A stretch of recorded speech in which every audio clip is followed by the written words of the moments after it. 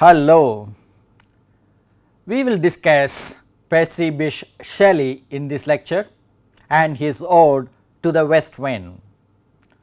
We see the historical and literary context of Shelley and his life, his views on poetry from his essay on a defense of poetry. We read the poem, analyze the poem linguistically, rhetorically, and then we have our own linguistic reading from a critic, and then we have a very interesting reading called ICT reading, that is Information and Communication Technology reading. I hope you will enjoy it. First, the historical and literary context. This is common to all romantic poets. We have this American Revolution, the French Revolution, the reactions of the British people to these various revolutions, and also we have this Peterloo massacre, which suppressed the voice of common people at St. Peter's Field in Manchester, which in fact irritated poets and many public. Two major thinkers influenced romantic poets in general, especially Shelley. One is William Godwin, another is Thomas Paine. We also have this publication of lyrical ballads in 1798 announcing this romantic movement.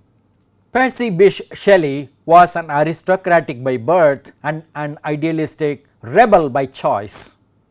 He could have easily lived a very comfortable life, but he chose to rebel against his own society and suffer throughout his life.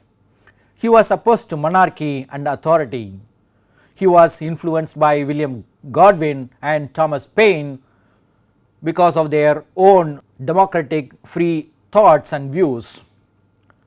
A strange case of this elopement with women and poetry we have in Shelley. He was a very interesting person in that case. He supported atheism, Irish nationalism and vegetarianism, which were not so common in those days.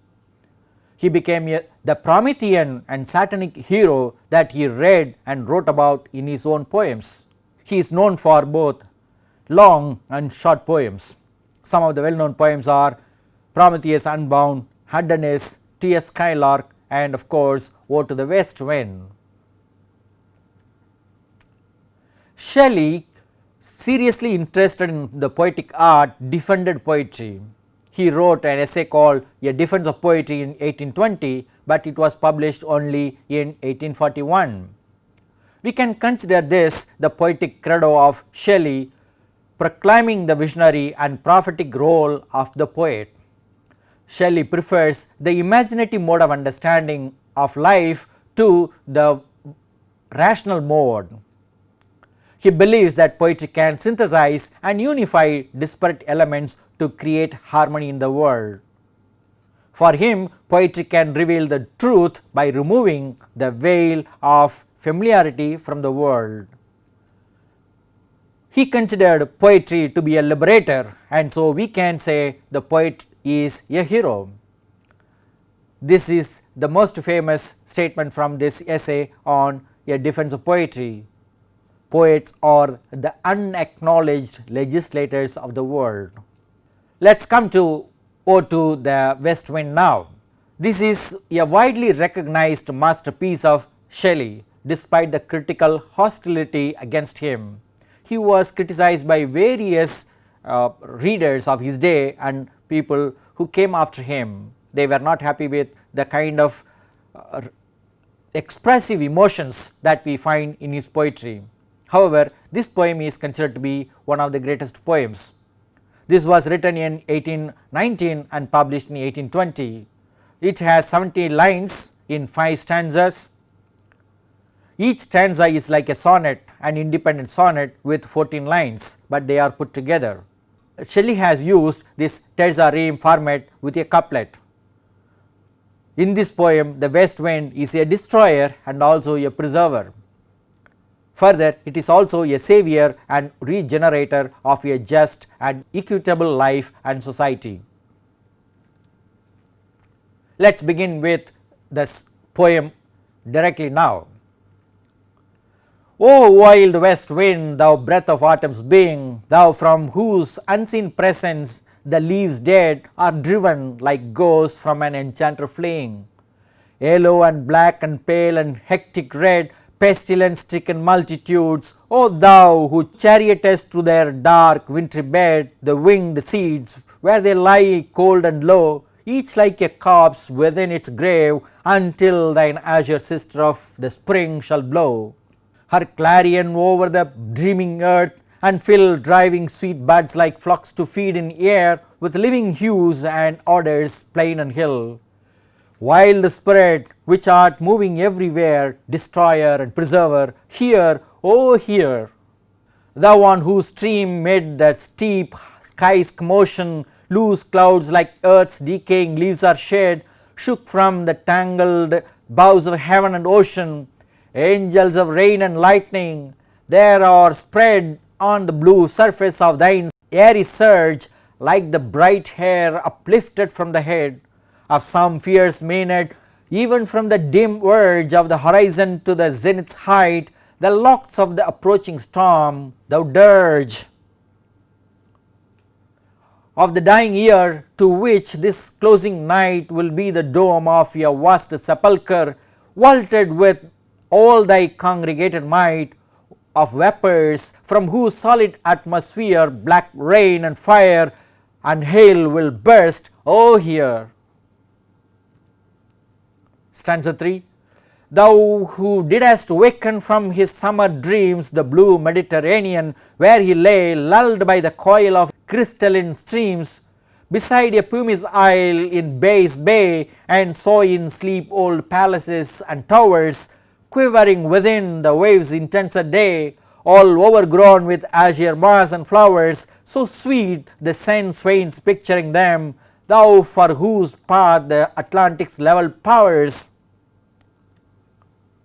cleave themselves into chasms, while far below the sea blooms and the oozy woods which wear the sapless foliage of the ocean know thy voice and suddenly grow grey with fear and tremble and despoil themselves, O hear! Stanza 4. If I were a dead leaf thou mightest bear, if I were a swift cloud to fly with thee, a wave to pant beneath thy power and share the impulse of thy strength, only less free than thou, O uncontrollable, if even I were as in my boyhood and could be the comrade of thy wanderings over heaven, as then when to outstrip thy sky speed scarce seemed a vision, I would never have striven as thus with thee in prayer in my sore need. Oh, lift me as a wave, a leaf, a cloud, I fall upon the thorns of life, I bleed. A heavy weight of ours has chained and bowed one too like thee, tameless and swift and proud. Stanza 5. Make me thy lyre even as the forest is, what if my leaves are falling like its own? The tumult of thy mighty harmonies will take from both a deep autumnal tone, sweet though in sadness. Be thou spirit fierce, my spirit, be thou me, impetuous one. Drive me dead thoughts over the universe like withered leaves to quicken a new birth, and by the incantation of this verse, scatter as from an unextinguished hearth ashes and sparks my words among mankind. Be through my lips to unawaken the earth the trumpet of a prophecy. O wind, if winter comes, can spring be far behind? The trumpet of a prophecy. O wind, if winter comes, can spring be far behind? This is considered to be one of the greatest poems, as we said earlier, and the last line, if winter comes, can spring be far behind, is the essence of romantic optimism, especially of Shelley. Let us see the thematic contrast here.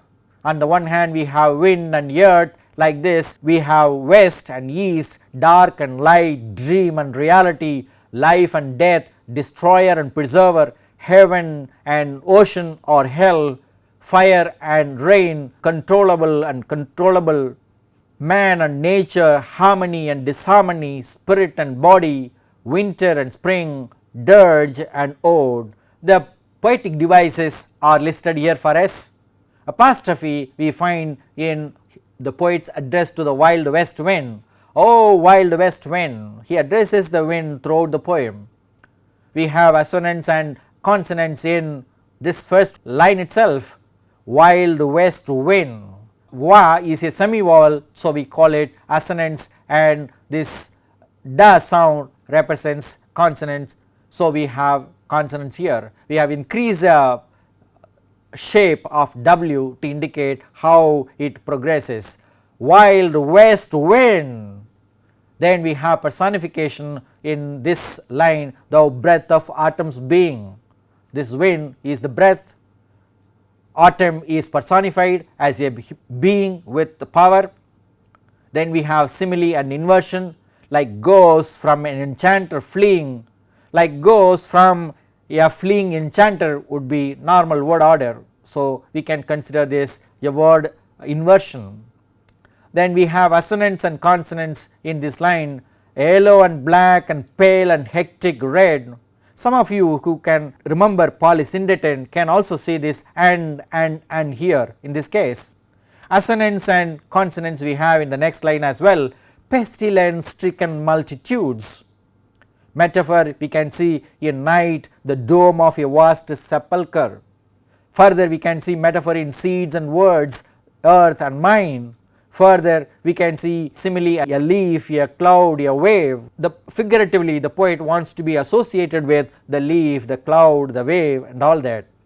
We have the most famous rhetorical question in English literature in the last line of this poem. If winter comes, can spring be far behind? We have some rhyme, rhythm and meter in this poem. The rhyme scheme is ABA, BCB, CDC, DED and so on. This is the example of the Italian terza rima. We also have a couplet at the end of every stanza, AA. This is a rare rhyme used by Dante in his Divine Comedy, but Shelley has attempted in English poetry. We have the usual traditional iambic pentameter with some variations here. The trumpet of a prophecy, O wind, if winter comes, can spring be far behind? Further we have one more rare instance of an iambic hexameter, that is we have 12 syllables in this line, shook from the tangled boughs of heaven and ocean. So, we have 6 feet in this particular line. To give an overall impression of this poem, we can list these following points. The poet addresses the west wind as a symbol of a revolutionary spirit to bring about radical changes in the world to establish an egalitarian world where everyone will be considered equal. He uses the free terza rima form and the restrained sonnet form to express his uncontrollable anger for the noble cause of a harmonious society. We have to remember that Shelley was born in an aristocratic society. He enjoyed everything, but he found his own people suffering for various needs. The poet co-opts the natural power of the wild west wind to lift him and spread his words of equality and liberty throughout the world. He recognizes the constraint of a natural cycle from seeding to birthing for renewal through destruction. A critic called Pixton has offered this linguistic reading by noting the commands or the imperatives in this poem. There are 6 commandments or imperatives in this poem. O lift me as a wave, a leaf, a cloud, I fall upon the thorns of life, I bleed. The next one, make me thy lyre even as the forest is. The third one is, be thou spirit fierce, my spirit, be thou me impetuous one. Fourth, dry my dead thoughts over the universe like withered leaves to quicken a new birth.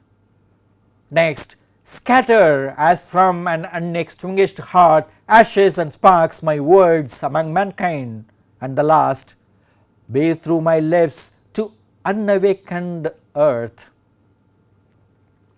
Pixton shows how the poet initially makes supplications but moves to the possession of the immortal power from the west wind. Initially he requests the wind and later on he gains that power and becomes an immortal power. himself in his own poetry. As we said earlier, we have a very interesting case of this ICT reading, that is information and communication technology reading. Today WWW is a norm, that is a virtual world we live in. This World Wide Web is actually a collection of information. To operate this, we need this internet. This is a global network of networks which enables the information traffic freely move from one part to another part of the world. We find this WWW in Shelley in his poem The Wild West Wind. What is the internet in Shelley? That is the written and printed poem that we have. Today Shelley can be found in so many websites. So we can say the Wild West wind on the internet, scattering and spreading the revolutionary idea of how we fall on the thorns of life and how we need to lift ourselves and our society, removing the film of familiarity. All kinds of social media today do what Shelley was trying to do through his poem Ode to the West Wind in his own day. He exhibits this spirit of optimism throughout the poem, especially in the last line, if winter comes, can spring be far behind. This poem and many other poems, all the ideas, the voices of people are found on various websites. Poems are found on the website of Poetry Foundation, Representative Poetry Online, and in many blogs. So we can say this communication technology has done what Shelley was doing in his own day through this poem Ode to the West Wind. In summary, we have seen the historical and literary context in which Shelley was writing his poems, his critical essay A Defense of Poetry. We saw this poem Ode to the West Wind expressing the spirit of optimism we find in romantic poetry. We analyzed the poem linguistically, rhetorically, and then gave our own overall impression. One of the critics who identified the list of imperatives in the poem has offered a linguistic reading, saying that the poet becomes a spirit at the end of the poem. We also added this ICT reading to indicate that the spirit of voice of people will always come through different forms, as Shelley has shown in his Ode to the West Wind, which now today we can connect with the World Wide Web, which is very useful to us through the internet, conveying, spreading, scattering the voices of people all over the world. Some references are here.